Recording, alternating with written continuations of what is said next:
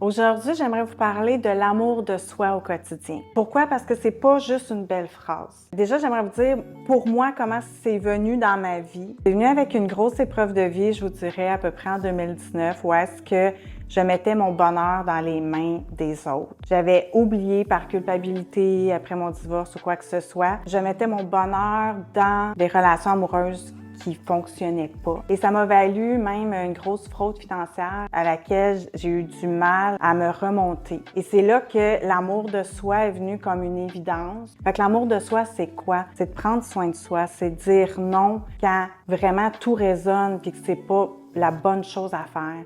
C'est de se reconnecter avec ses valeurs profondes aussi. Donc, c'est de mettre du temps pour se connaître en premier. Et ça vient souvent avec une acceptation, tu sais, une acceptation de dire, OK, en ce moment, je suis peut-être pas à la place où je veux être, où je suis. Peut-être je me sens coupable de plein de choses, mais comment je m'accueille là-dedans? Comment est-ce que petit pas par petit pas, je me donne de la douceur. Donc, j'invite souvent les gens à écrire leur liste de bonheur de 10 items. C'est un premier pas pour prendre soin de soi, mais aussi pour, par la suite, avoir une relation qui est alignée et qui est puissante.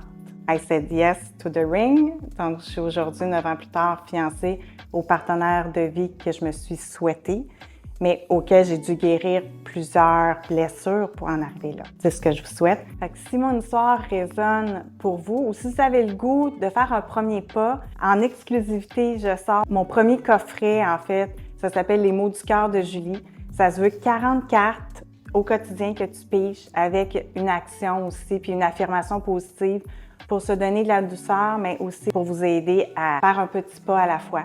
Si vous voulez vous choisir, c'est une belle façon aussi de se reconnaître.